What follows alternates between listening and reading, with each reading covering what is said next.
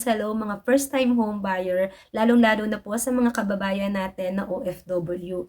Alam niyo po ito, ilang beses ko na po talaga itong, na-experience po ano, meron talagang mga client na minsan parang ayaw na lang talaga nilang ituloy ang pagkuha po ng house and lot dito po sa Pilipinas kasi sobrang hassle po talaga sa kanila yung, isa sa mga requirements which is yung consularized or, red ribbon na SPA form. So, siyempre alam naman po natin ano, idini-discuss naman po 'yan ng inyong mga agents po sa inyo na isa po talaga sa requirements sa mga OFW natin ay ang, SPA form na consularized po na may tatak po ng red ribbon diyan ng consul po kung saang bansa po kayo naroroon. So, yung iba, parang hassle masyado para sa kanila, time consuming, tapos siyempre may babayaran din doon o di kaya malayo po sa kanila or yung iba is hindi nila alam kung saan pupunta or kung saan magpapa-red ribbon nga po itong SPA form na 'to. Iklaro ko lang po ng kaunti kasi, lagi ko po kasing naririnig ito, "Oh, sinong SPA mo?" Sabi niya. Actually, ang SPA po is ito po ay form. So, ibig pong sabihin nito is Special Power of Attorney form. At ang tawag po doon sa inyong pinaka-representative is attorney in fact. Kasi po minsan na napipilitan na rin po kami sabihin na, sino po yung SPA niyo kasi sanay po sila do'n. Kasi nagugulat po sila kapag tinanong namin, "Oh, who will be your attorney in fact? Sino po ang magiging representative niyo?" So, ang tawag po doon sa representative niyo ay attorney in fact. So, ano po ang trabaho ng attorney in fact? Sila po ang, magiging kayo habang kayo po ay wala dito sa Pilipinas. So, lahat po ng mga bagay na kailangan nilang kailangan niyong i-provide or pirmahan ay sila po ang gagawa on your behalf po. So, lahat po ng transaction ay sila po ang gagawa para po sa inyo. So, sila po ang inyong attorney in fact. So, yun nga po, 'wag po kayong, kumbaga panghinaan agad ng loob. Kung parang sa tingin niyo kasi is ang hirap naman kung kakailanganin pa yung ano, yung consularized na SPA form. Kasi lalo na kung kayo ay malayo sa konsul, 'wag po kayong mag-alala kasi ito naman po ay hindi right away hinihingi po sa inyo. So, bibigyan po kayo ng grace period kung hanggang kailan niyo po ito maaaring i-provide.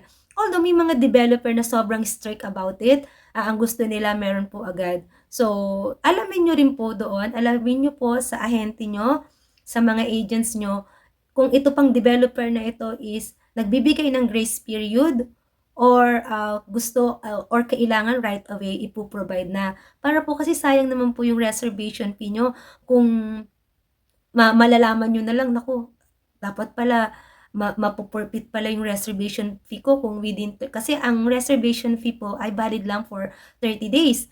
So, ito po ay non-refundable. So, kung within 30 days at kailangan pala ay ma-provide niyo po agad itong mga requirements na 'to, regardless na kaya niyo pa rin pong magbayad, maka-cancel po talaga kasi nga po ang reservation fee ay valid lang po ng 30 days. So, alamin niyo rin po sa agent niyo kung yung developer po na kukuhaan niyo ng bahay ay kung hanggang kailan yung grace period po nila para po mai-provide po ninyo itong SPA form po na ito.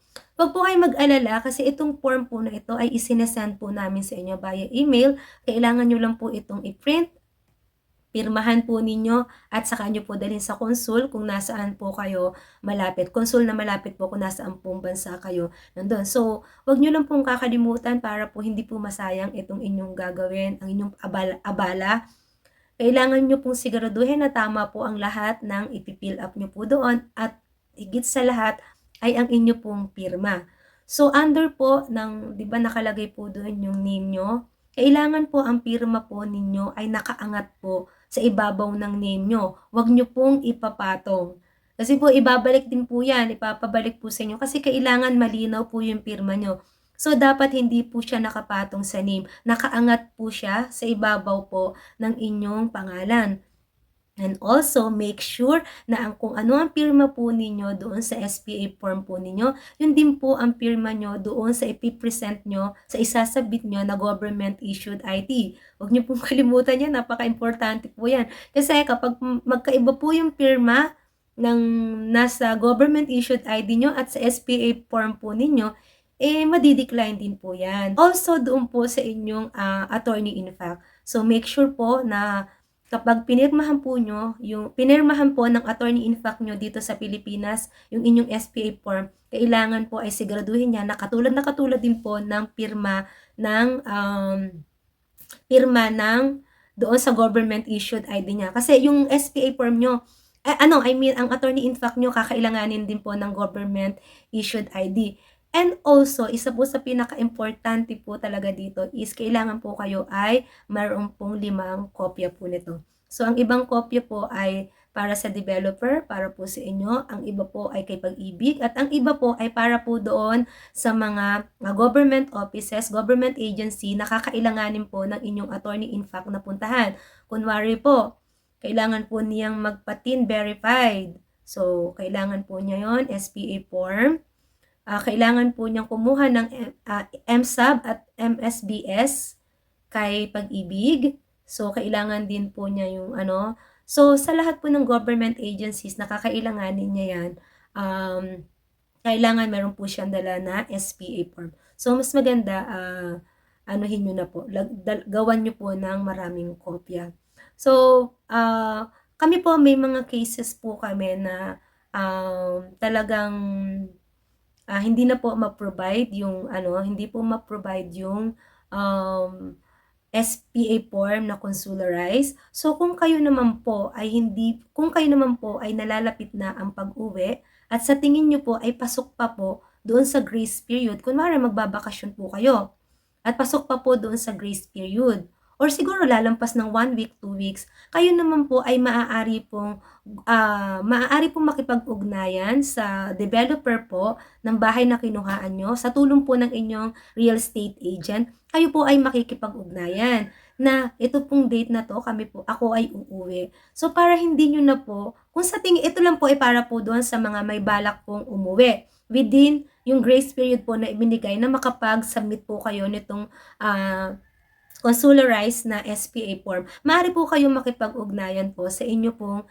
agent at sa developer po na maggawa po kayo ng promissory note na itong date na to ay uuwi ako, so ipo-provide ko na lang yung kasi pagdating nyo po dito, maaari naman po yun na notarize na lang po kayo dito ng SPA form. So, yun po, kung kayo po ay may balak na, kumare magbabakasyon po kayo. So, sasabihin nyo na lang po, gagawa po kayo ng letter, promissory note na, ako po ay uuwi ng ganito. So, pag uwi ko na lang po namin gagawin ang So, kung doon naman po sa mga cases na kaaalis lang, eto po, marami po akong ganitong cases at okay naman po. Hindi ko lang po alam kung kino-consider po ito ng ibang developer. Pero kung kayo po ay kaalis lang, maaari din naman po na anti-date, na magpa-anti-date po kayo. So, ito po naman, kung nakaalis na po kayo, ipapadala po sa inyo ang SPA form po ninyo. I'm not sure lang kung tama ba to na dinidiscuss ko dito, but yes, we did it several times, no, yung anti-date. Ito naman po, pwede lang po dun sa mga kaalis-alis lang na talagang inabot na po ng pag-alis bago po nakapagpa-reserve ng unit. So, I'm not sure lang if I should be discussing this dito. Pero, yes, yung anti-date, ipapadala po sa inyo yung SPA form, pipirmahan nyo po doon, and then, notarize po dito ng inyong attorney in fact po. No?